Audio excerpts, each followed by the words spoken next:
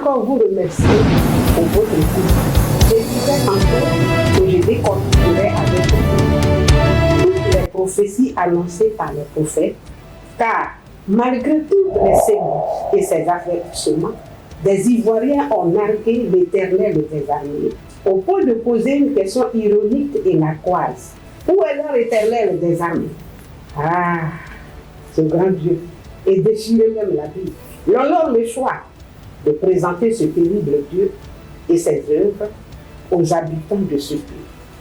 Entre autres, à Monsieur le Président Alassane Ouattara, à Monsieur Adama Bitogo, Monsieur Alain Loboué, Madame Anne Ouleto, Monsieur Blegoudé, Madame Kadia Kamara, Monsieur Kobena Adjoumani, Monsieur Laurent Gbagbo, Monsieur Pascal Afin Gessan et Monsieur Soro Diop. Les recadrer, les booster et forger leur foi. L'Éternel ne prend personne à l'improviste. Notre Dieu, quand il veut frapper son enfant, il le prévient. Nous sommes à son image. Quand notre enfant nous élève, nous lui donnons un avertissement. Oh, mon fils, tu as fait ça. Je ne l'ai pas aimé. Mais il ne le fait plus. Et si l'enfant devient insolent et qu'il continue ses œuvres, alors tu le châties. Mais tu ne le châties pas pour rien. Tu l'as déjà prévenu pour l'acte qu'il a posé. Et c'est ce qui lui a valu cette punition. Nous sommes donc à l'image de l'Éternel. Quand il veut frapper son enfant, il lui dit, mon fils, tu m'as fait ça, demain je vais te frapper. Et si tu es intelligent, tu te réponds. Et il apporte la sentence. Oui, notre Dieu, il ne prend personne au dépourvu. Il ne supporte personne. Il prévient toujours les enfants avant de les châtier. Il ne leur cache rien. Oui, il est le Dieu d'Abraham dans Genèse 18, 17. Il dit, alors, dit l'Éternel, cacherai d'Abraham ce que je vais faire. Il avait résolu de détruire Sodome et Gomorrhe. Pourtant, le neveu d'Abraham ici faisait, l'autre ici faisait. Il a donc prévenu Abraham, ah, mon fils, les gens là, leur péché, là, ça atteint son paroxysme, je vais les détruire. L'Éternel lui a dit, et s'il y a un? Il dit, il n'y a même pas un. Il dit, mais Seigneur, souviens-toi de mon neveu. Oui, à la demande d'Abraham, il a fait sortir Lot et il a détruit Sodome et Gomorrhe. Il a prévenu. C'est ce Dieu-là que nous avons. Et dans 2 Samuel 24, 12, oui, Gad, Dieu dit à Gad, au prophète Gad, va dire à David, ainsi parle l'Éternel, je te propose 3 fléaux, choisis-en un et je t'en frapperai. Oui, il s'agit de David qui a fait faire le dénombrement des enfants d'Israël. Quand on lit la parole de Dieu, Dieu avait suscité ce acte pour punir même David, mais il n'a pas eu le discernement et il s'est entêté. Et quand il a dit à son général de l'armée, Joab, de faire le dénombrement, le Saint-Esprit va passer par Joab pour dire à David, mais au roi, même s'ils sont nombreux, ça fait quoi? Il dit, hé, c'est moi qui suis ton patron. Joab a donc obéi et il allait faire le dénombrement. À peine a-t-il fini le dernier numéro que le corps de David a commencé à battre. C'est dire que l'Éternel avait déjà commencé à finir son décret de châtiment. Il dit donc à Gad, va dire à David, je lui propose 3 feux. Voici les 3 feux. Oui, cette année de famine, si David a fait ça, c'est déjà un acquis. 3 mois de fuite devant ses ennemis, s'il a acquiescé ça là, c'est déjà là. Ou 3 jours de peste. David dit, je préfère tomber dans ta main. À peine a-t-il prononcé ce mot que Dieu a remis l'épée. Il a ordonné à l'ange destructeur de tuer les enfants d'Israël. Dans un lac de temps, 70 000 enfants d'Israël sont morts. David pouvait dire, Seigneur, mais ces pauvres-là, ils n'ont rien fait, c'est moi qui suis à l'origine de la faute. Mais il faut disparaître, moi et ma maison, et Dieu a été ému de compassion. L'autre Dieu suivant, il ne suit pas personne. Il prévient toujours. Et dans sa constance, et dans sa fidélité, il nous a prévenus par l'entremise de ces 3 prophètes de ce qu'il ferait dans ce pays à cause de nos péchés. La révélation n'a pas été faite en catimini, c'est-à-dire quelqu'un se cache pour dire voilà ce que Dieu a promis. Mais non, c'est lors d'un entretien télévisé du prophète Dali Claude avec la défunte animatrice Julia Tanzia. Oui. Pendant leurs échanges, ce serviteur de Dieu a divulgué toutes les prophéties qui se sont parfaitement accomplies dans ce pays.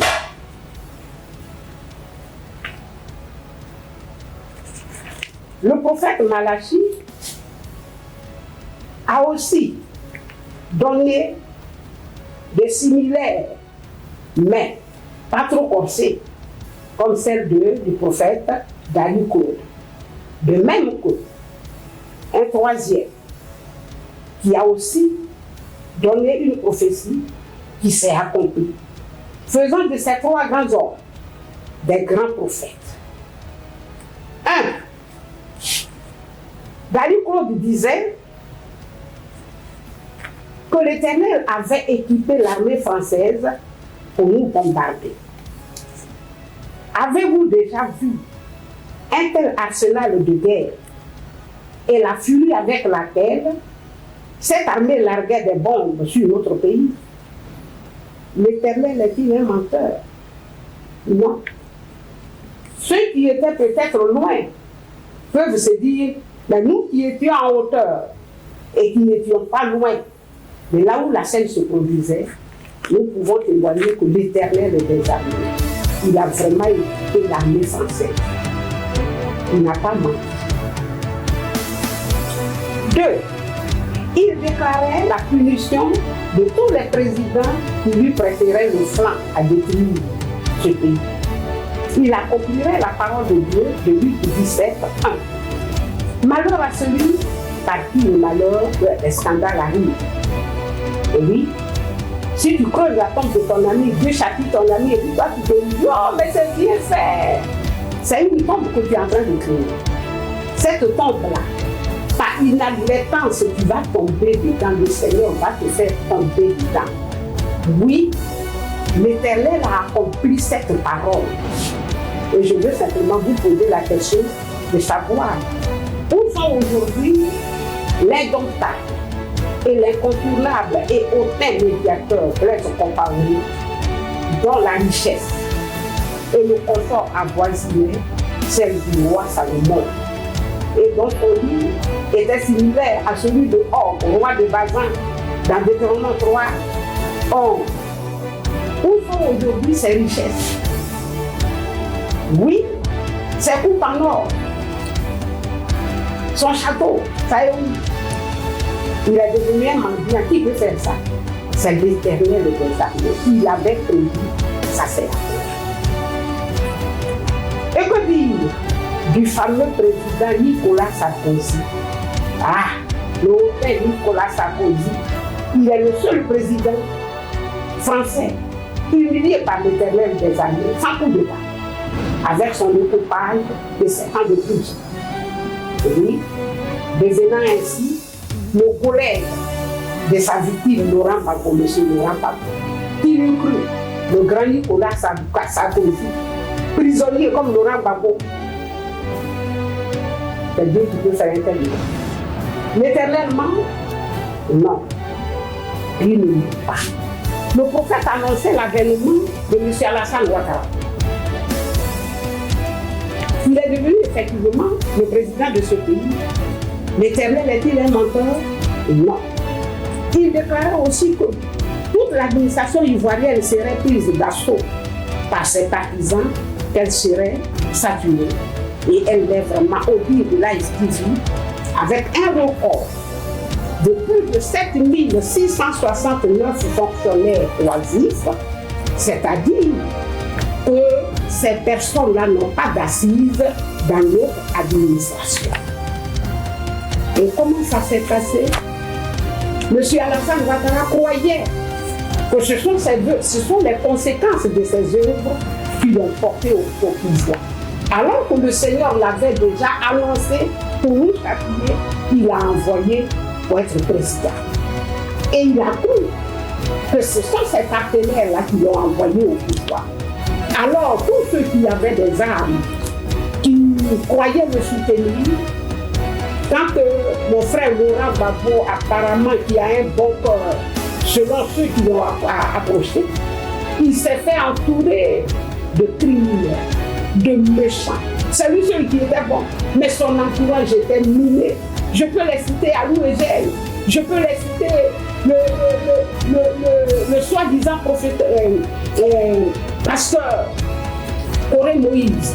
Voici les deux personnes qui furent faire l'entrée de Laurent Gbagbo. Les gens n'y avaient pas accès. Et ceux qui étaient ses collaborateurs, qui travaillaient, au lieu de prendre nos enfants qui ont souffert dans la rue, non, ce sont leurs maîtresses qu'ils ont admises à leur côté pour travailler. Et ce sont les connaissances de leurs maîtresses qui ont travaillé. Donc quand le Seigneur a fait le miracle, que Alassane Ouattara est venu, les gérantes, c'est-à-dire les vieillards qui travaillaient avec Gbagbo, ils ont fui. Et comme les maîtresses là, c'était pas leur place, parce que c'est pas ce que Dieu avait voulu, elles ont tous fui. Leurs frères qui travaillaient sous leur couvert ont tous fui. L'administration est devenue, en tout cas, les postes là étaient vacants. Et les enfants qui prétendaient soutenir Alassane Ouattara armé ont envahi l'administration ivoirienne. Et ce qui est marrant, ces enfants-là sont jeunes, ils sont dans la fleur de l'âge, 18, 20, tout au plus 22 ans. Pourtant, l'administration marche par relais, fonctionne par relais. C'est-à-dire les gérantes s'en vont et les viviers fiers. Mais il se trouve, pour ceux qui sont venus prendre la place de ceux qui ont les fugitifs, ils sont enfants et on ne peut pas les chasser.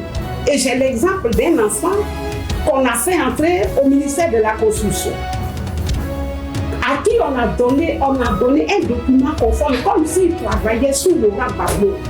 Tous les dossiers, les documents ont été changés. On ne peut donc pas les chasser. Ils sont là. Tout est fermé. Et c'est maintenant l'Éternel des armées de qui on dit où il est.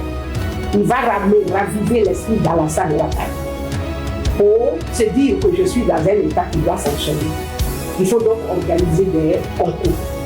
Et ils organisent des concours au prix de francs pour seuls les enfants des nantis se la rose. Et s'ils ont eu la chance de l'avoir, ils n'ont plus de place dans l'administration. Parce que tout est fermé, tout est bouché, il n'y a pas de place. L'Éternellement répondait à ma question. Il prédisait la mendicité des patriotes ivoiriens dans leur propre pays. Ils sont devenus effectivement des parias et des résultats. Longer toutes les artères de notre pays. Vous allez voir au rapport de ces artères, 3 briques, 6 briques, 2. Il est assis sur l'autre tas de briques, et quelqu'un est assis sur l'autre tas de briques, et le second tas de briques là, on met des tampons. Et c'est ceux qui ont pris aujourd'hui la place des autres. Quand Dieu touche leur cœur, dans leur voiture cylindrée, ils abaissent la vitre et ils les appellent le boss. Voilà le nom qu'ils leur donnent. Le boss, oui, je peux faire. Et puis ils classifient sa carte d'identité et lui donnent 100 francs. Ils n'ont même pas de parasol. Voilà ce à quoi nos enfants sont livrés. Voici, est-ce que l'Éternel ment?